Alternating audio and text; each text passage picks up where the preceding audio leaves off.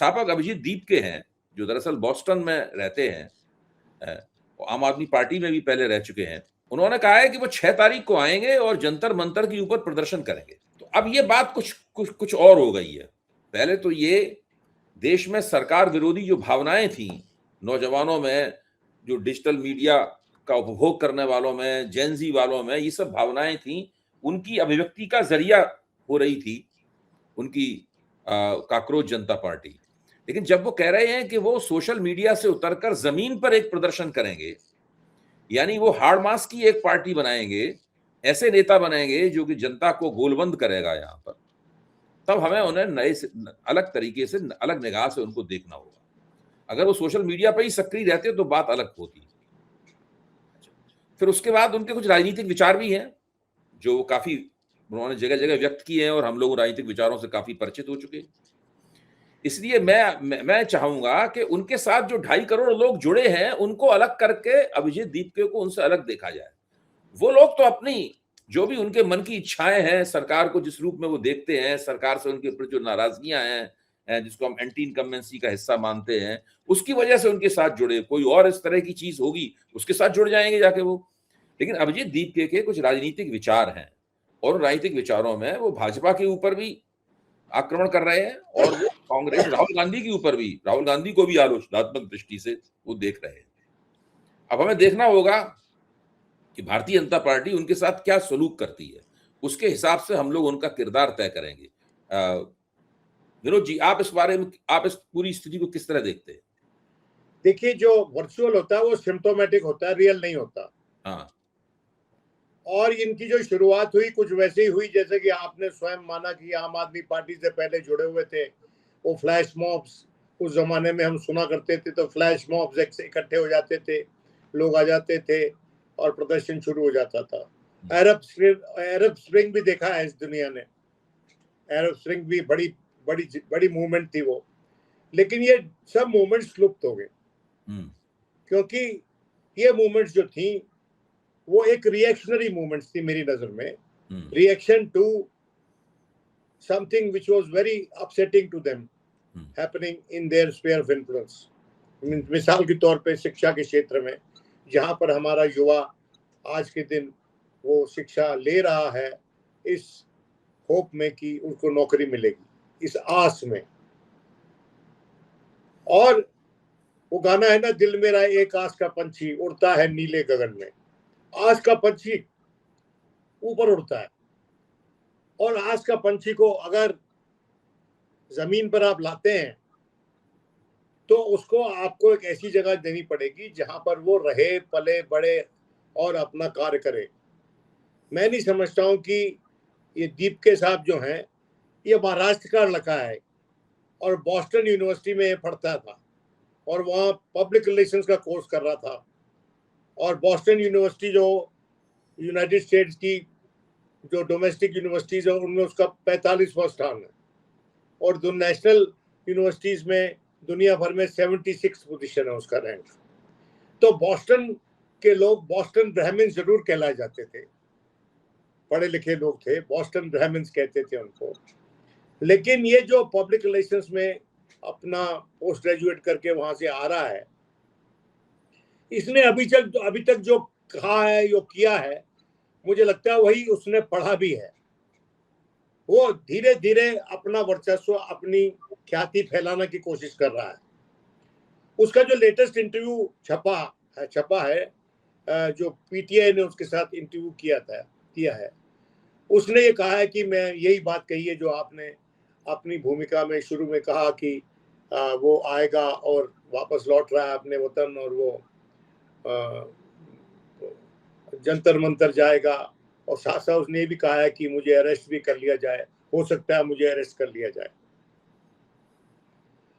Arrest कर लिया जाएगा तो रिहा भी हो जाएगा, कोई इतने गंभीर चार्ज तो नहीं होंगे जिन पे अरेस्ट होगा।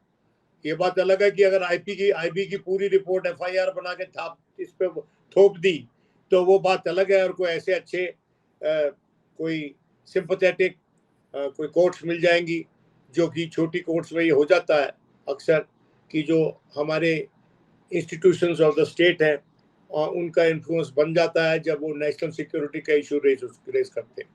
और नेशनल सिक्योरिटी के इशू पे हमारे लोअर जुडिशरी में बेल ना देने की प्रथा है, देने के बजाय।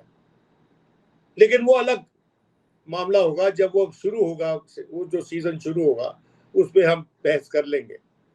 आज के दिन मेरा ये मानना है अभय जी, और हालांकि आप पे से डिसएग्री कर सकते हैं, हो सकता है बहुत से लोग डिसएग्री करें, अभिजीत दिपके की जो टिप्पणियां हैं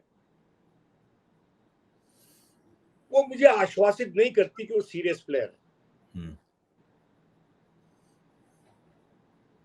क्योंकि वो तो मुझे लगता है कि ये जो शोहरत उसको मिली है आकस्मक, एक तरह से एक फ्लैश मॉब के जरिए उसको ये शोहरत मिली है, क्या उस शोहरत को वो एक जमीन पे एक बड़ी मूवमेंट में तब्दील कर सकता है? क्या उसके पास वो इंफ्रास्ट्रक्चर है? और अगर है भी तो क्या उसको वो आजादी मिलेगी उस इंफ्रास्ट्रक्चर को जमीन पे एक शेप देने की? जिसके चलते ये सब डिस्कस करते हुए आपकी बात मुझे याद आती है कि भाई इस आदमी को अगर सक्रिय कर दिया गया या इसको अरेस्ट करने के बाद थोड़ा सा हीरो बनाने के बाद फिर रिलीज कर दिया गया, तो हो सकता है कि इसके पीछे एस्टेब्लिशमेंट का हाथ हो। यह भी हो सकता है कि जो स्प्रिंग मूवमेंट हुई थी वेस्ट एशिया में, अरब स्प्रिंग जिसको बोलते थे, उसके बारे में ये अटकलें लगती थी। और जब इजिप्ट में तो खासकर खूब अटकलें लगी इस पे कि भाई ये जो मूवमेंट है ये कोई ग्लोबल फोर्सेस उसको नेविगेट कर रही है। ये आरोप लगता है, कई बार वो सही होता है, कई बार वो गलत होता है, लेकिन सही हो या गलत उससे हमको कुछ लेना देना नहीं है, क्योंकि जो इशू ये रेज कर रहे हैं वो इशू जो है वो they are gaining traction with the young people in this country. और इसको प्रतिद्वंदी समझने के बजाय, इसका कोई भी एजेंडा हो, इसको प्रतिद्वंदी समझने के बजाय, इसको राइवल समझने के बजाय, इसको एजेंट प्रोवोकेटर समझने के बजाय, एजेंट प्रोवोकेटर मतलब कोई भी व्यक्ति जो प्रोवोकेशन फैलाना चाहता है। एक वर्ड है, ये तो इंटेलिजेंस की लिंगो से ही ये वर्ड निकलता है, एजेंट प्रोवोकेटर।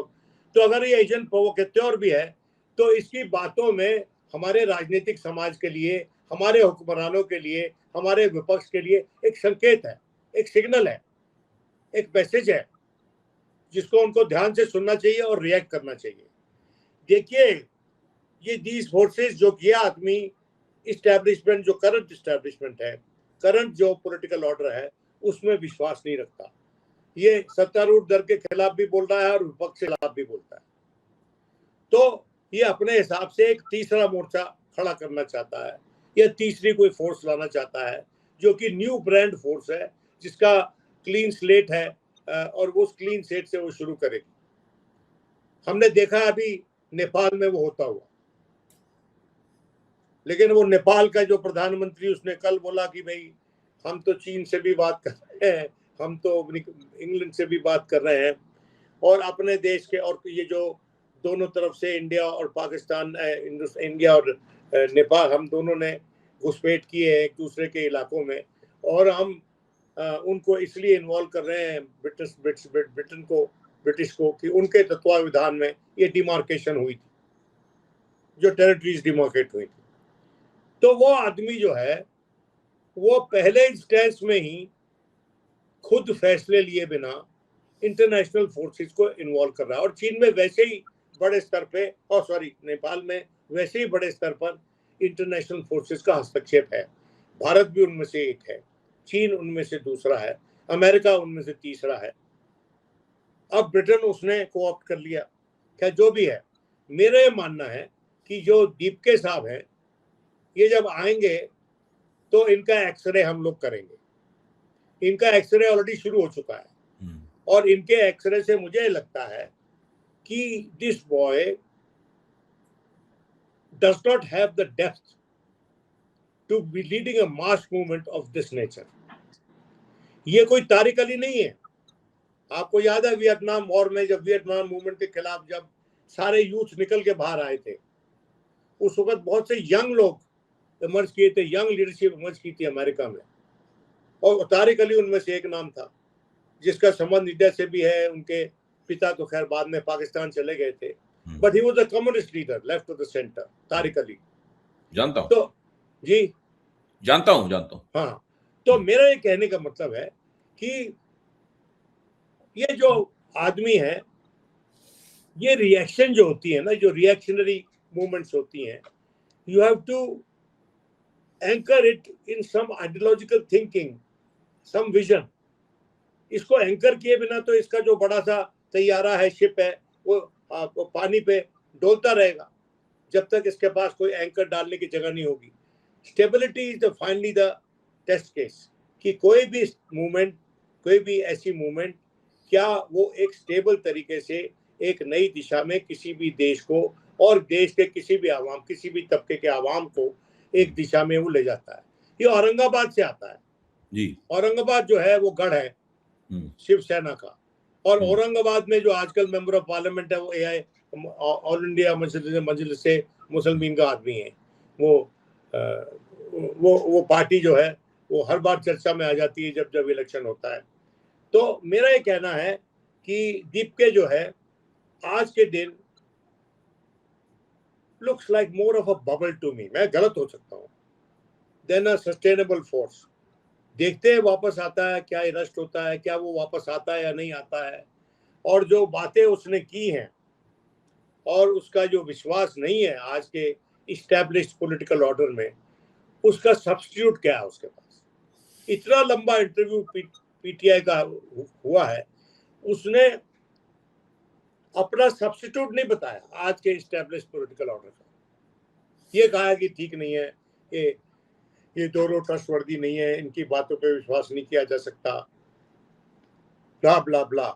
इसमें कोई सॉलिड, कोई उसमें अपनी उसने फिलॉसफी झाड़ी हो या कोई सॉलिड उसने मॉडल पेश किया हो बना के कि इस मॉडल को हम इस्तेमाल कर कर आज के युवाओं को एक दिशा देंगे और जो उनके एम्बिशन है उनको एक एक्सप्रेशन देने के लिए चैनल्स देंगे और जरिए देंगे ताकि उनको नौकरियां मिल सके।